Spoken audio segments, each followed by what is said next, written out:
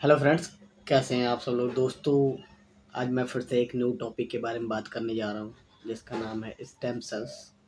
Whittle stem cells एक गर्भनाल से पाया जाता है, और गर्भनाल में बच्चा जब प्रेगनेंसी में महिला होती है तो उस केसेस में होता है, और इसका स्टेम सेल्स का यूज़ बहुत ही ज़्यादा होता है और बहुत ही इम्पोर्टेंट है अनदर डिसीज़ के ट्रीटमेंट के लिए।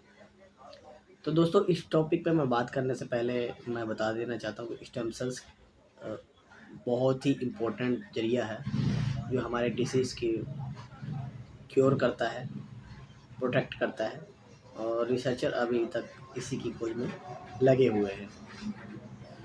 सो फ्रेंड्स, स्टेम सेल्स क्या होता है कि आपकी बॉडी में एकमात्र एक ऐसा सेल है जो डिफरेंट सेल को बनाता है, लाइक ब्लड, बोन्स, मसल्स, और इसको रिपेयर भी करता है दोस्तों। और ये डैमेज सेल के टिश्यूज़ को भी रिपेयर करता है स्टेम सेल्स। और स्टेम सेल्स क्या है कि ब्लड कैंसर में, ब्लड के डिसऑर्डर में आपको बहुत ही ज़्यादा यूज़फुल है, और डॉक्टर इसका एसेंशियल यूज़ है, और डॉक्टर इसका इस्तेमाल करते हैं एज ए पेशेंट की ट्रीटमेंट के लिए। मेडिकल रिसर्च अभी तक लर्न कर रहा है, सीख रहा है दोस्तों। अभी तक इसको कोई पूरी तरह से विश्वास तो हुआ है कि इसका पोटेंशियल इलाज है अनदर डिसीज़ पे स्टेम सेल्स का अगर यूज़ करते हैं तो। बट स्पेसिफिक सेल जो होता है स्टेम सेल्स, उसको पूरी तरह लर्न नहीं कर पा रहा है, पूरी तरह अभी सीखा नहीं कैसे ये काम करता है स्टेम सेल्स। और स्टेम सेल्स जो है दोस्तों, स्पेशल सेल क्रिएट करते हैं आपकी बॉडी में, और इससे ही स्टेम सेल्स एक ऐसा ही मतलब सेल्स है, कोशिका है जिसे कह सकते हैं हम लोग हिंदी भाषा में, जिससे पूरी बॉडी बनती है अपनी माँ के गर्भ से, और इसको गर्भनाल और गर्भ से पाया जाता है, गर्भ के नाल से, जो स्टार्टिंग पॉइंट में ही यूज़ होता है। अगर कोई डोनेट करती है महिला, अगर कोई पेशेंट्स डोनेट करता है, तब इसका यूज़ कर सकते हैं। इसको निकाल के डोनेट के लिए चाहे यूज़ कर सकते हैं, रख सकते हैं कि हाँ भाई अनदर डिसीज़ का इलाज हो सकता है, इससे किसी का भला हो सकता है। बट विदाउट किसी पेशेंट्स के नॉलेज के आप इसका निकालना गैर कानूनी है, और आपको यूज़ नहीं कर सकते, है ना।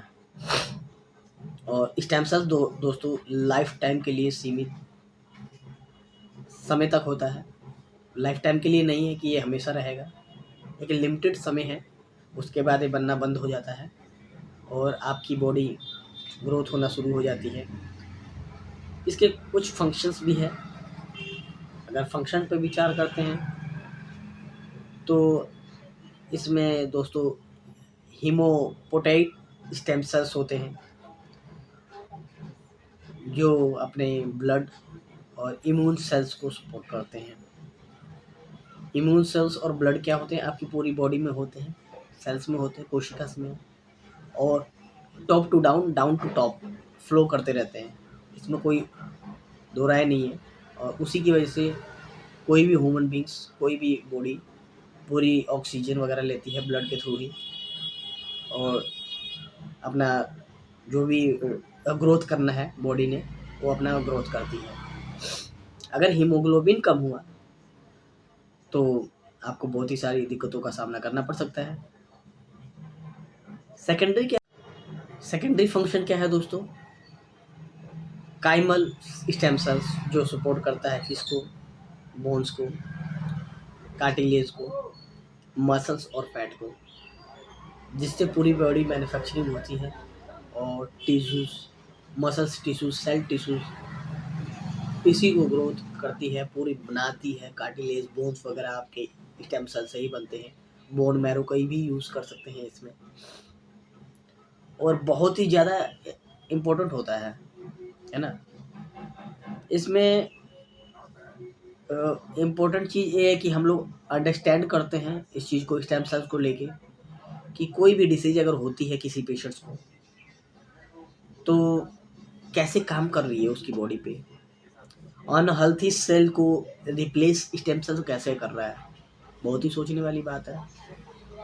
अगर अनहेल्थी कोई सेल्स है आपकी बॉडी में और स्टेम सेल्स एक ऐसा सेल्स जो उसको रिप्लेस करके नया सेल क्रिएट कर रहा है, बना रहा है और आपकी बॉडी को सपोर्ट कर रहा है एंड न्यू एनर्जी प्रोवाइड कर रहा है, तो बहुत ही ज़्यादा हेल्पफुल है आपके लिए और आपकी पूरी बॉडी के लिए।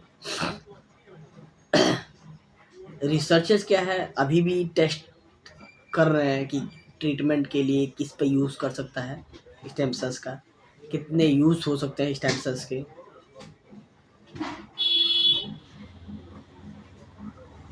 स्टेम सेल्स के कुछ टाइप भी हैं दोस्तों। टाइप क्या है? एम्ब्रोइक स्टेम सेल्स। मेडिकल रिसर्च में एम्ब्रोइक स्टेम सेल्स जो होते हैं डोनेट करती है किसको? कोड ब्लड को, एम्ब्रोइक के डेवलपमेंट को और विटल फर्टिलाइजेशन। मीन्स कि जब गर्भाशय में कोई बच्चा फीटल स्टार्टिंग पॉइंट पे लेता है तब गर्भनाल से ही ऑक्सीजन, भोजन, फूड वगैरह, न्यूट्रिशंस सब लेते हैं। उसी टाइम इनने फर्स्ट टाइम प्रेगनेंसी के आपके स्टेम सेल्स की भी आपकी बॉडी में जन्म लेता है, स्टेम सेल्स बर्थ करता है और न्यू डिज़ाइन क्रिएट करता है आपकी बॉडी को, कि मेल है कि फीमेल है, कैसे बनेगा, आपकी बॉडी में बोन्स को प्रोवाइड करता है, न्यूट्रिशंस वगैरह, और बहुत ही ज़्यादा हेल्पफुल करता है। सेकेंडरी क्या है दोस्तों कि टिश्यू स्पेसिफिक स्टेम सेल्स होते हैं। टिश्यू स्पेसिफिक स्टेम सेल्स क्या होती है कि नई स्टेम सेल्स बनाते हैं। मीन्स कि जो डेड है उसको डिलीट कर देता है, आपकी बॉडी से ख़त्म कर देता है और नए टिश्यूज़ को क्रिएट करता है, आपकी बॉडी में नए सेल्स बनाता है। फॉर एग्जांपल के लिए blood forming tissue, blood forming stem cells, bone marrow, new blood cells, platelets, ये किससे बनता है दोस्तों? ये आपके स्टेम सेल से ही बनता है और ये हमेशा ही बनता रहता है। बट अगर स्टेम सेल्स आपके हेल्थी रहे तो, अगर स्टेम सेल्स ही ख़राब है आपके प्रॉपर तरीके से स्टेम सेल्स काम नहीं कर रहे हैं तो कैसे न्यू क्रिएट करेगा, किसी डिसीज से कैसे फाइट करेगा, है ना। थर्ड क्या है दोस्तों? इंड्यूस स्टेम सेल्स होते हैं जिसको आईपीएस के नाम से भी जानते हैं। इसमें क्या हो कि इंड्यूस पोटेंट स्टेम सेल्स को के नाम से भी जान सकते हैं इसी चीज़ को। ये रिसेंबल करता है, मीन्स कि कोई भी चीज़ अगर ख़राब है तो उसको रिसेंबल करके सेकेंडरी चीज़ को बनाता है। मीन्स कि अगर आपकी बॉडी में कोई सेल्स, कोई पार्ट, स्टेम सेल्स वर्क नहीं कर रहे हैं, कोई सेल डेड हो गई है तो उसको रिप्लेस करता है, रिसेंबल करता है और उसको नए तरीके से बनाकर आपकी बॉडी में फिर से एनर्जी प्रोवाइड करता है ताकि आपकी बॉडी हेल्थी रह सके और काफ़ी ग्रोथ बेटर तरीके से कर सके दोस्तों। इसका ट्रीटमेंट किस में यूज़ हो सकता है स्टेम सेल का? तो इसको ट्रांसप्लांट किया जाता है, बोन मैरो में यूज़ किया जाता है ट्रांसप्लांटेशन के समय। अगर किसी का बोन मैरो ट्रांसप्लांट किया जाता है तो उसमें स्टेम सेल्स का यूज़ किया सकता है। स्टेम सेल्स बहुत ही इम्पोर्टेंट थिंग्स है स्टार्टिंग पॉइंट में, और इसके ऊपर एक मूवी बन चुकी है साउथ की। बट मूवी नहीं, मेरी बातों को ध्यान दीजिए, मूवी से कोई मतलब नहीं है। ये बहुत ही इम्पोर्टेंट थिंग है और इस पर कई सारे हॉस्पिटल्स वगैरह बंद भी हुए हैं क्योंकि वो लोग गैर कानूनी तरीके से इस चीज़ को यूज़ कर रहे थे और कई सारे पेशेंट्स की डेथ वगैरह भी हो चुकी है। बट यूएसए की फूड एंड ड्रग एडमिनिस्ट्रेशन ने इस पर गौर किया और इसको बढ़िया तरीके से यूज़ करने के लिए सलाह दिया, एडवाइस दी, और इसको प्रॉपर तरीके से जब डोनेट करता है पेशेंट्स तभी इसको यूज़ किया जा सकता है। ब्लड कैंसर में कैसे यूज़ होता है? Multiple myeloma, chemotherapy, radiation therapy और नॉन हॉडकिन अगर अगर लिम्फोमा होता है, उस कंडीशंस में आपको स्टेम सेल्स का यूज़ किया जाता है। और इन स्टेम सेल्स को, इन सब थेरेपीज, इन सब ट्रीटमेंट के टाइम स्टेम सेल्स का यूज़ करके ही आपको ठीक करने की कोशिश किया जाता है, ताकि आप ठीक हो सकें। ब्लड डिसऑर्डर है, अगर सिकल सेल्स अनीमिया है, उस कंडीशंस में भी स्टेम सेल्स यूज़ होते हैं। कारण क्या है इसका दोस्तों, कि अगर ब्लड डिसऑर्डर है आपको, तो डॉक्टर आपको एनालाइज करेगा, देखेगा, फैमिली हिस्ट्री देखेगा, पूरी चेकअप करेगा। आपको पूरी तरह से एनालाइज करने के बाद आपके अगर स्टेम सेल्स से प्रॉब्लम लग रही है, आपकी बॉडी अगर ग्रोथ नहीं कर रही है पूरी तरीके से, तो वो देखेगा कि कहाँ आपको दिक्कत पड़ रही है डॉक्टर, और आपको प्रॉपर तरीके से ठीक करने की कोशिश करेगा, है ना। और इसमें अगर ब्रोकन बोन्स मीन्स कि अगर बोन्स वगैरह, हड्डी फ्रैक्चर वगैरह होती है, तो बोन सेल्स के लिए मीन्स कि ब्रोकन बोन्स के लिए भी यूज़ कर सकते हैं। अगर आपकी हड्डी टूट जाती है, रिप्लेस करना है, या उसको इलाज करने के लिए अगर स्टेम सेल्स की ज़रूरत पड़ रही है, बोन ग्राफ्ट के टाइम डॉक्टर यूज़ कर सकता है स्टेम सेल्स का। और डॉक्टर ब्लड डिसीज़ को डोनेट या उसको ट्रीटमेंट करने के लिए अगर स्टेम सेल्स का यूज़ कर रहा है, तो जो डोनेट पर्सन है, मीन्स कि जो डोनेट पेशेंट्स है, उसकी सहमति ज़रूर लेगा।